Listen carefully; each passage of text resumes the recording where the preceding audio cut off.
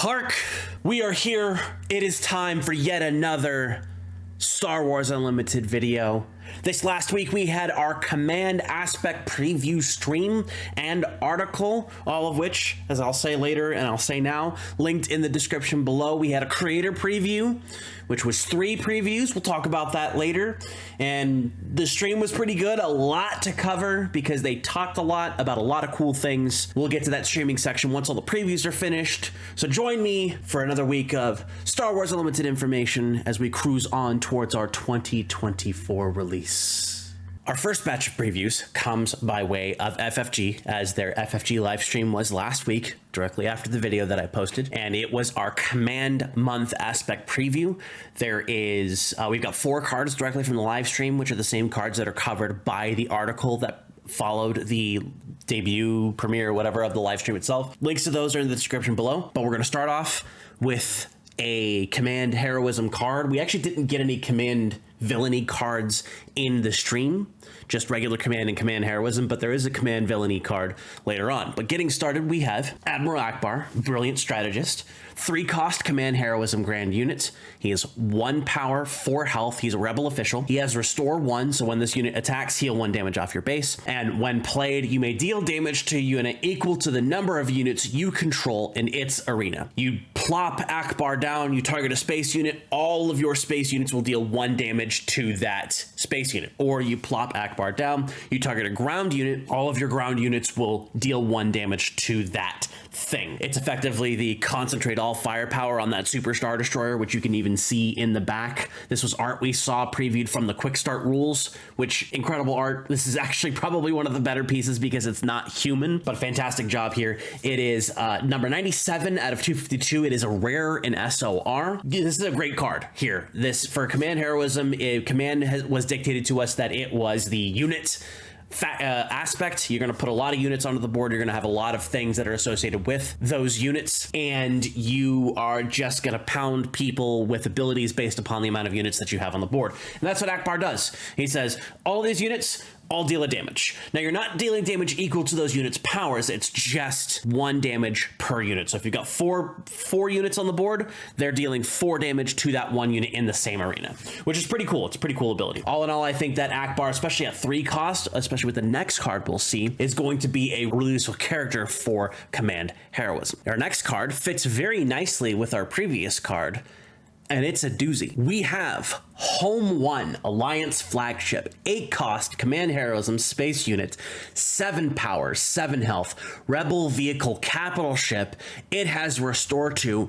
Each other friendly unit gains restore 1, and when this is played, you can play a heroism unit from your discard pile. It costs 3 less. It is 102 out of 252, and it is a legendary for command. Our quality is lower because this is zoomed in, but you've got TIE fighters fighting X-wings, B-wings. I think that's actually supposed to be an A-wing in there. Lots of cool little spaceship battles going on with Homeone here, and this is a fantastic ship. Much like the Relentless, it's going to be your big center point of, this is the highest cost thing I've got, slam it down. But it does more for your board state than something like Relentless, which is just protecting you. This is making it so that when this attacks, you're restoring health to your base, and all your other friendly units are able to restore. Now, integer-based keywords, so right now, restore and raid, they stack. So if you have restore 1 on something such as Admiral Akbar, and this is on the field, Admiral Akbar now has restore 2, or something has restore 2 and this is on the board and it's a friendly unit, it gets restore 3. Homeone is a really good card to play if you have something like Akbar in your discard pile, because Akbar was a 3-cost heroism unit, so you play Homeone, then you play Akbar. Akbar's when played ability comes into play and you just blast something off the board. The combos in command are going to be about using your units to the best of your capacity, and Homeone is a great build up to that strategy, but it's also a great starter for that strategy because you can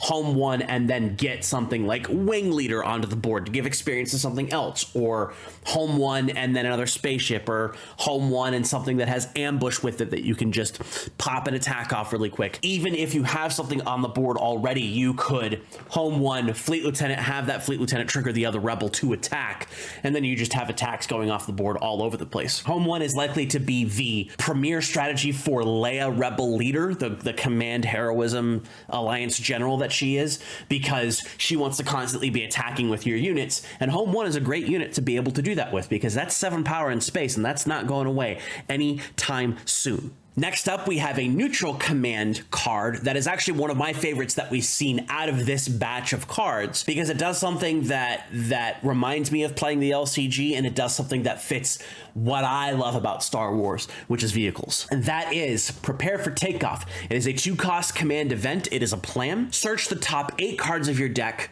for up to 2 vehicle units. Reveal them and then draw them. Put the other cards at the bottom of your deck in a random order. It is an uncommon. It is 125 out of 252 for SOR. The thing we've seen Command do before, and we'll see another one of these later, is Command likes to look at the top cards of your deck and pull something you need out of that batch into your hand. Tarkin does it, this does it, our other card does it. We might even see more Command cards that allow you to pull units off the top of your deck, but it's pretty much always units. And like I said before, Command's big thing is units. Units, units, units, units, units. Prepare for Takeoff is a card that's specifically designed for vehicle strategies. So you got your X-Wings, you got your TIE Fighters, you got your ATSTs, you've got your Snow Speeders. It fits all of them, mainly because those are all flavored in just heroism or just villainy, but this will also support anything that's in Command and anything that supports your secondary aspect, style aspect, or your primary style aspect if your base is Command. So I like this card a lot because it's going to support vehicle strategies. My favorite deck in the LCG was right in that first block. It was effectively the big Imperial Star Destroyers for Imperial Navy, and then it was the Smugglers and Spies Renegade Squadron / Snowspeeder deck that was just vehicles everywhere. One of my all-time favorite strategies out of the entirety of the run of the Star Wars LCG, and this is going to let me do lots of cool vehicle shenanigans. Now, it is a specific cost, and it does cost 2 specific opportunity costs because it's vehicles, but I still think it will be a viable card if you're digging for something to be able to play on a future turn, or if you have enough resources and your vehicles are low enough to the ground. X-Wings are a perfect example. The TIE Line Fighters are a perfect example. You just pop this, pull the 2 vehicles to your hand, and then on your next action, boom, you go. You have to figure out how much tempo you're willing to sacrifice to play something like Prepared for Takeoff, but it is a very good card in my opinion, especially for vehicle strategies. Our last FFG preview card from the FFG stream is our Double Command card. It is also a legendary, so we'll have seen 2 legendaries in this stream alone. It is called Command. Ooh. 4 cost, a Double Command innate event. Choose 2 in any order. Give 2 experience tokens to a unit. A friendly unit deals damage equal to its power to a non-unique enemy unit. Put this event into play as a resource. Return a unit from your discard pile to your hand. It is a legendary. It is 107 out of 252 for SOR. All of these abilities are very relevant. Giving one of your units +2/+2 permanently, fantastic. Having one of your units deal damage to a non-unique enemy unit to clear it off the board or set it up to be cleared off the board later, very relevant, very powerful. Put this event into play as a resource. That works with Resupply, that works with Super Laser Technician. That'll work with a bunch of other resource shenanigans that they're going to try to give to us in this first set, and other shenanigans that are coming out later on in the game. Very relevant. And return a unit from your discard pile to your hand. Again, recursion. Recursion is very good since there's literally nothing else we've seen that's been able to get something back from your discard without another huge cost attached to it. Homeone is an example of that. All relevant abilities, and I think this is probably the strongest one. I mean, out of the 2, Vigilance and Command, this is definitely much better than Vigilance. But I don't see, unless Aggression is able to clear a bunch of units off the board very quickly with its thing, or Cunning does the same thing, I think Command is looking like it's going to be the premier double aspect event with its namesake, showcasing what the faction itself, the aspect itself is supposed to do. Experience tokens, fight without taking damage back effectively, resource ramp, and then recursion from discard pile. It's all the things Command wants. And obviously we have Mon Mothma here with the Moncals. I believe this guy's name is Blissex. I might be wrong. I should look that up. And this is definitely Maydeen. So I played a lot of the CCG, and a lot of these characters were involved in the Death Star 2 set, which is what I played the most of. So I should know his name. I apologize if I got it wrong. I don't really think anybody's going to care. Command, great Great card. Very happy to see it. Our next batch of cards, 3 of them, comes by way of the content creator Cross World TCG. The link to his video showcasing these three cards is in the description below. These are the last 3 cards from the starter deck that we didn't know, and we're gonna know and find out what they are, starting with Admiral Piet, Captain of the Executor. 2 cost command villainy ground units, 1 power, 4 health, Imperial Official. Each friendly non-leader unit that costs 6 or more gains ambush. It's an uncommon. It is 79 out of 252 in SOR. What does that mean? That means that if Piet is on the board and your next round or even next action is going to be to put a 6 cost or more unit into play, it will directly deal its damage to another unit on the board in the same arena. That's huge, especially for 2 cost. To be able to just say, hey, my non-leader units at 6 cost or more will blast one of your units off the board. That is huge. And it doesn't say command unit, it says units. So as long as you have command and villainy available to you, you can bring this guy out for 2 cost. And if you're running cunning, if you're running vigilance, if you're running aggression, all of your big guys are going to be able to say, we're here, blast, blast, blast, blast, blast, blast, blast, right? The Gladiator, which if I remember correctly is 6 cost. Relentless is coming out with ambush. The Blizzard Force AT-AT is coming out. I'm sure there's going to be more cards that are high cost.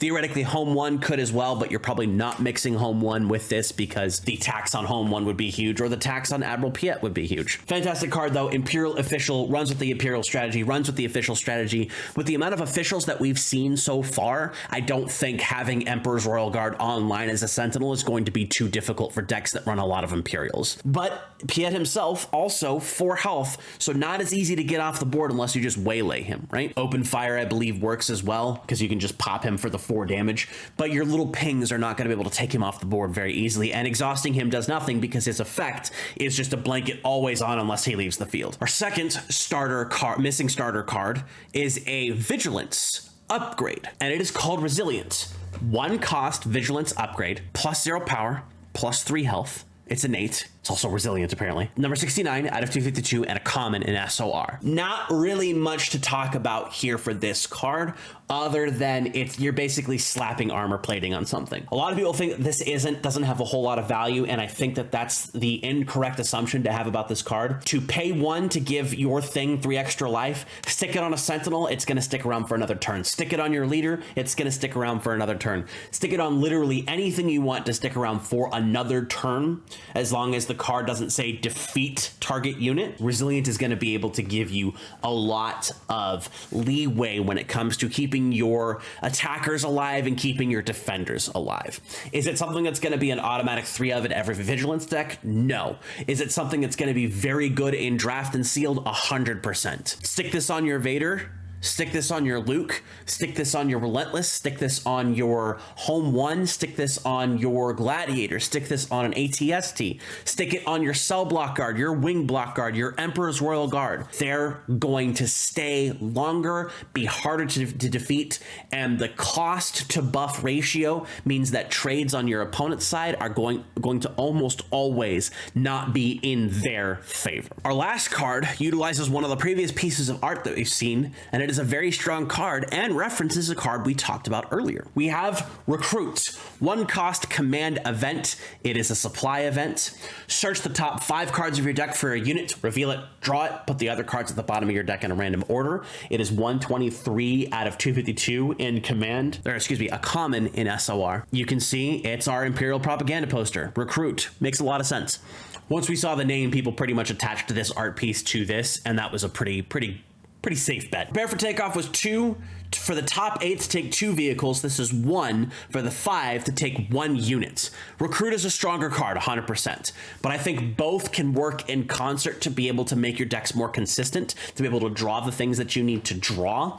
And these cards can be relevant both early game and late game. If you've got an extra resource that you don't want to just pass and take the risk of having the initiative taken from you, you play that Recruit and go, cool, I'm going to fish for something. Then your opponent does something, then you take the initiative, and so on and so forth. There's a lot of back and forth play with the sequencing for cards like Recruit and for cards like Prepare for Takeoff. And while they're not as good as Tarkin, because Tarkin is also a body that goes onto the field to search for your Imperials, this is still one of the premier events because it's also neutral. It doesn't have a morality aspect to it. It's not heroism. It's not villainy. You are going to be able to play this in any deck that runs command, and you're probably going to run 3 of them because it does just search for a unit, and you're going to have a lot of units in your deck. And if eventually we come into a deck that has a lot of events, you're not going to run Recruit, but you'll have a replacement for Recruits because we'll have more events in the future. I like this card a lot. I think it's really good. I think 3 of these, 2 Prepare for Takeoffs, and then your suite of other things if you're running vehicles, or just 3 of these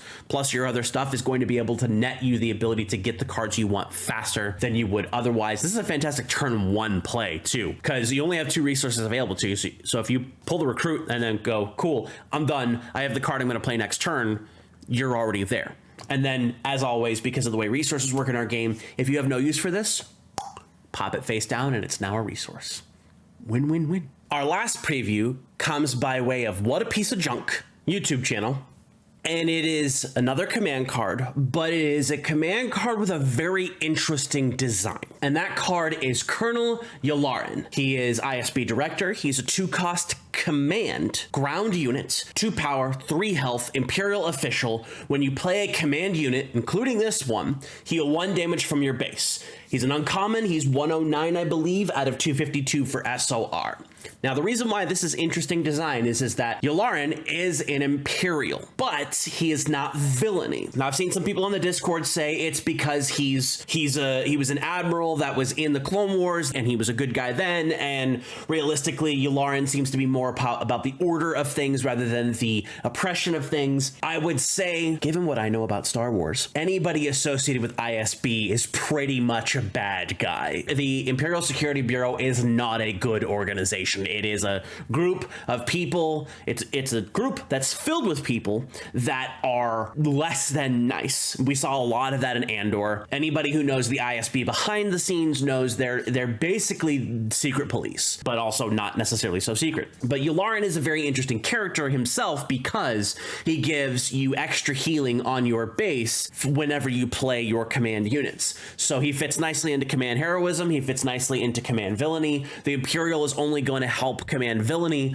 but at the same time, who knows what command heroism will get in terms of official synergy. Not like synergy officially, but like the actual keyword official. Yellarin is a very interesting card. I think him not being villainy is an oversight, but I'm not going to complain because this character at least opens the door to a bunch of other things. Very interesting card, very interesting design. Yellarin was a fun character in the Clone Wars. We haven't really seen too much. We've seen him in the background, but we haven't seen too much out of his character in stuff past Clone Wars.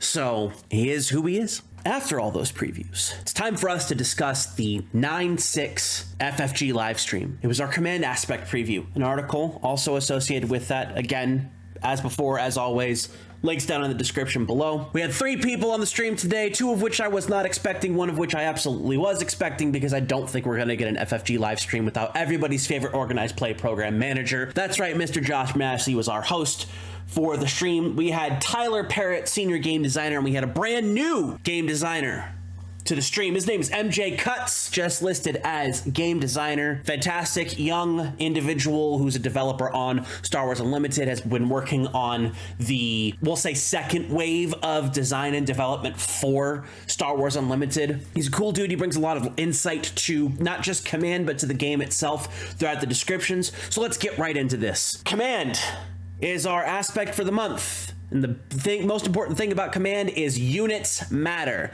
Big units, lots of units, accelerating your resources to get those big units and the support for those units. Whether they're big, whether they're small, whether they're medium, all of them across the board, they are all necessary for Command to be able to utilize its strategy viably. MJ brings up DJ Laser. We love DJ Laser. He likes DJ Laser. We had to actually explain what DJ Laser meant, or MJ did technically. Josh approves of DJ Laser and I approve his approval. Command is the social hierarchy and order within Star Wars Unlimited. Politicians, generals, admirals, emperors, all the different things that are involved with leadership in the Star Wars universe are going to have representations within Command. So we've seen that with the officials, we've seen that with the governors, we've seen that with the admirals, we've seen that with the Emperor, maybe.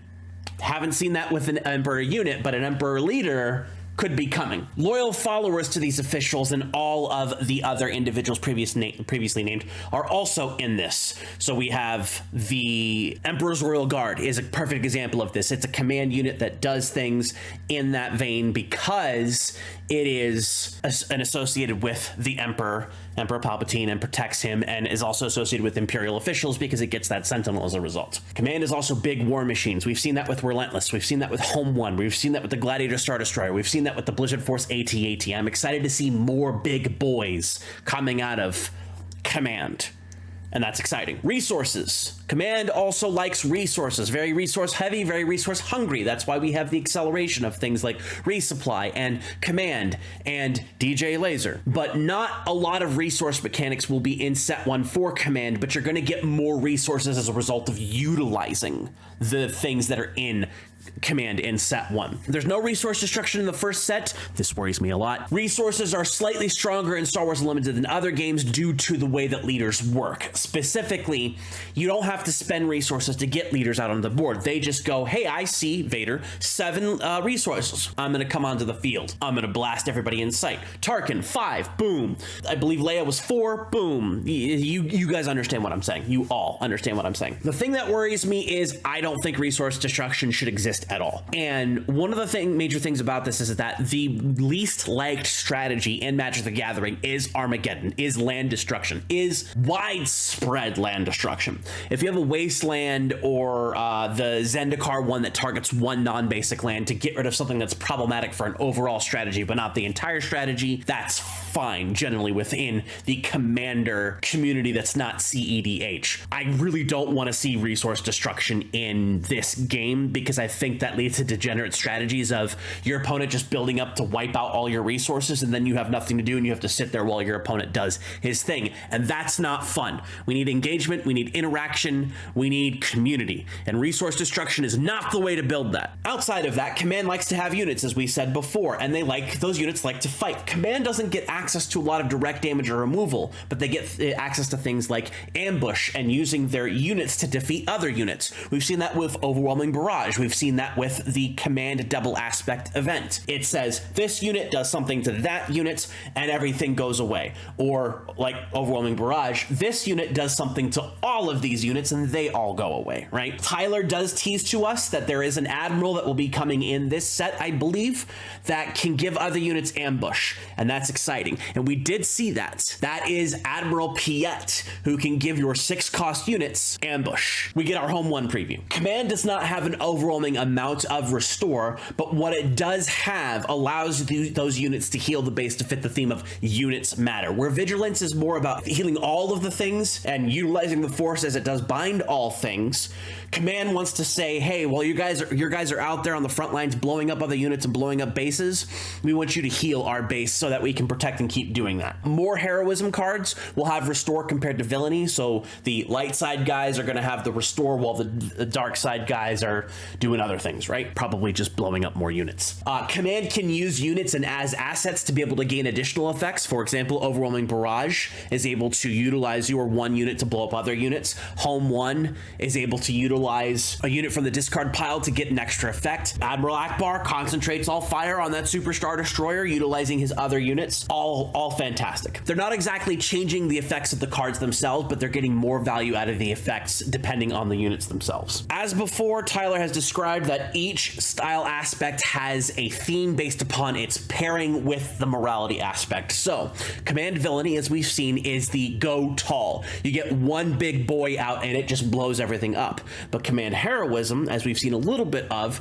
likes to go wide. Now, yes, Homeone is a big unit, but it brings out another unit. Admiral Akbar's effect is have a bunch of units on the board and blast one specific unit with all of those extra units that are on the board. Leia goes, hey, I see these 2 rebels. You attack first, you attack second. Command has access to multiple attacks. They also have access to big dudes, but they also have access to a lot of dudes. And this is the aspect, the part of Command that makes me the most excited. I've always been the white weenies or red deck wins style player where I just want a lot of crap on the board or be able to just blast things before I push my damage through. And if Command is going to give me a bunch of like X-Wings to fly at people or rebel soldiers on the ground to be able to just punch and punch and punch and punch and punch and punch and punch, I'm going to be super excited. Is it going to be the most effective thing? Probably not. But it will at least be fun to play as we continue playing Star Wars Unlimited. There was a question here which I answered before, but I'll answer it again in case you missed it after the Admiral Akbar preview.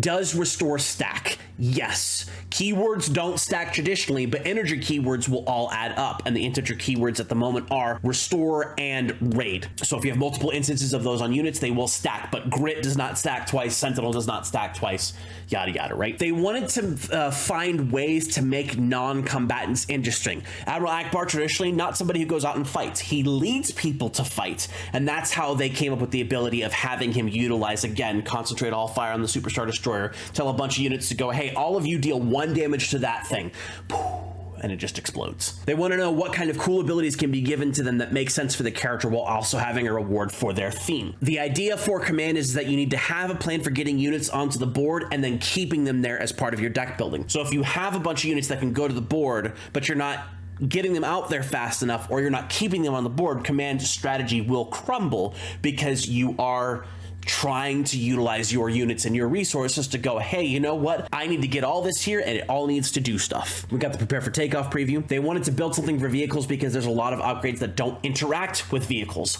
Tyler goes off and says, Star Wars is an IP that is different for each fan. Every fan loves something different. And I love this because what I like is not necessarily what you all will like, and what you all will like is not necessarily what I will like. But I think we all agree that we enjoy Star Wars, so we can each do our own individual thing. And Josh comes in and says, you know, he's recently learned that not everybody's favorite character is Kanan Jarrus, and while he forgives them for that, he also understands that other people have different favorite characters. Star Wars Unlimited is designed in such a way that each player can play the Star Wars that they like, and I think that's a fantastic way to design a game. That is a great way to be able to say, hey, you who likes vehicles, you who likes Jedi, you who likes Sith, you who likes Underworld, you who likes those weird Ewoks, you who likes those Gungans, we're all coming together to play the same game, so we're going to give something for everybody. And I think with a card game rather than a dice game, you can have that level of, we're going to throw a bunch of extra support for something that people don't traditionally play or isn't the widest or most well-known strategy, but it's still something that people want to play. And like I said, fantastic design there. Each of these double aspect cards, because the next thing was the Command preview, are trying to give an overview about what each aspect is about, especially for people who aren't as into the information drops as we are. You're watching a video about Star Wars Unlimited, but there's going to be somebody who cracks open a pack, looks at Command and goes, I didn't know about this. Command, it's the same as this specific aspect. What does this do? And it goes over what the abilities do, and then they can potentially think to themselves, hey, you know what? I bet your Command focuses on these 4 things as the main goals of Command as a whole. That's pretty cool. Let me set this aside so I can build this strategy, right? That's a fantastic way of building a game and building something for players to be able to understand without having to go online and find out all the information. The more that the game is settled in just figuring things out based upon what you're looking at in front of you, the better the game is going to be, because even if the meta gets figured out, there are still going to be people trying different things to see what sticks for them. And an individual strategy will be more important than the overall meta strategy for any individual person that plays the game. And that is always a fantastic way to design a game. Everything they've been saying has been making me super hyped about this game, as I've said every video before this, almost every video. And hearing design insight like that makes me really psyched about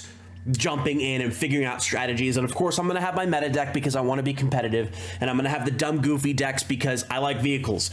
I like the idea of having the bounty hunter run around and shoot people, right? Those are going to be the things. But like those mid-range decks that are not memes and they're not competitive but are still viable, and that's going to be very important for, I think, a lot of people playing Star Wars Unlimited. So we did get the moment because MJ is a new visible member of the design team. He was asked the most important question: what's your favorite Star Wars character? And his answer, top tier. Doesn't necessarily have a favorite character of all time, and that's fine. It's more about what's your top character in the moment, the way that you feel about Star Wars right now. What's your favorite character? Because I'm sure, much like everybody else, your favorite character has changed throughout the years.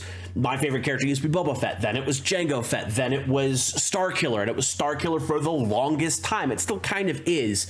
And then Chopper and Mando and Cal Kestis, all of them fantastic characters from their fantastic pieces, respective pieces of Star Wars. Starkiller probably still will always be my favorite character, but there was a year where Dash Rendar was my favorite character, where Kyle Katarn was my favorite character, because you always learn new things. So for him, his top character of the moment, Visas Mar, and that says all I need to know about MJ, because his favorite character, one, is not Revan, and two, is a character from the Old Republic. I know that his Star Wars knowledge is relatively vast, and I appreciate that. MJ is a KOTOR fanboy, and I appreciate this. We had a question in the stream, and this is an important question. We addressed this last week, I think, the week before that, with Boba Fett's effect. Question: is deploying a leader considered entering play?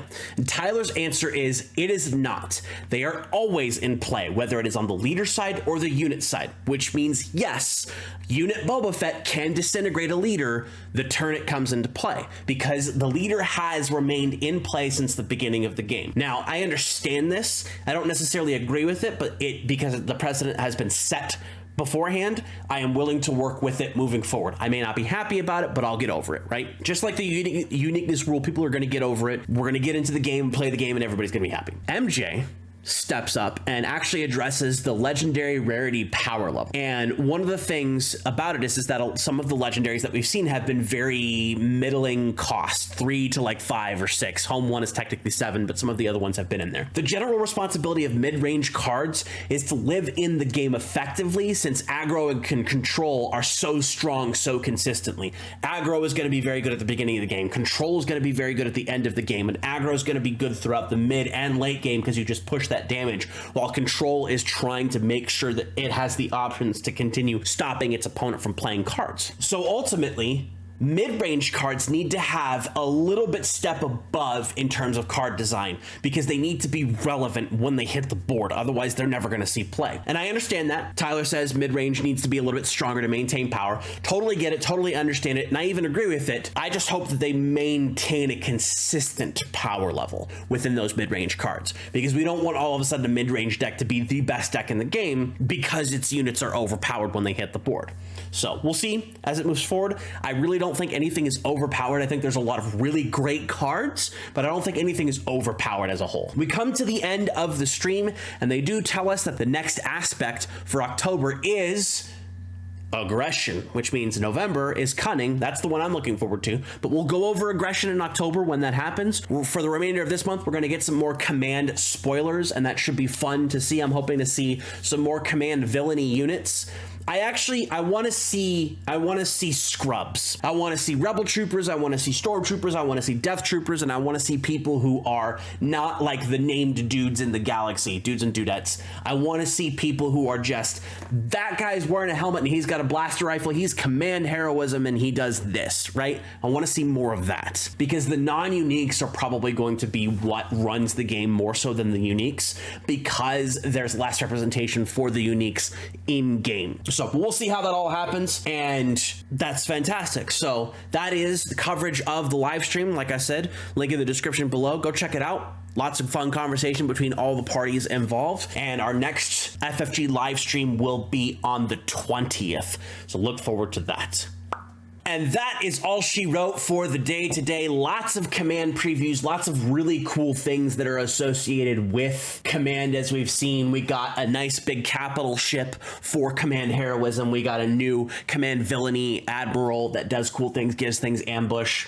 Lots of other little cards that are associated, and the last 3 cards out of the starter set. So if you've been waiting to be able to build those to do demos with your friends, with your locals, all that other kinds of stuff, you are there and ready to go. Just remember, the product doesn't come out until 2024. 4, so we still have a while. Don't burn yourself out, folks. Comment on what you think about the command cards that we have seen so far. I think they're cool. I think command is probably my second favorite aspect so far behind cunning, because it's not just your traditional, it is go hit stuff, but it's not just go hit face. It's got unique and wacky designs, right? Like and comment on the video, subscribe to the channel, follow me on this channel and all of my other social medias. Hit the bell. I'm trying to remember all the stupid YouTube stuff. I hate it, so it never goes in my brain as a do all these things. It's going to eventually, but it's going to be segmented until then. You all don't care. You just want more videos. So do the things that make YouTube happy to present this video to all the other Star Wars Unlimited people that want to see more Star Wars Unlimited content, comment, whatever. Thank you very much for joining me, folks. We'll see you all next week. Probably another quiet-ish week because there's no stream, and we might have a trickle of content creator stuff and then a few things from FFG. But again, same as last week, I think we might have just a quieter week. And maybe FFG knows that, and they're going to show us a couple of bangers. Anyway, that's it. We're done. I've talked too much. We'll see you all in the stars.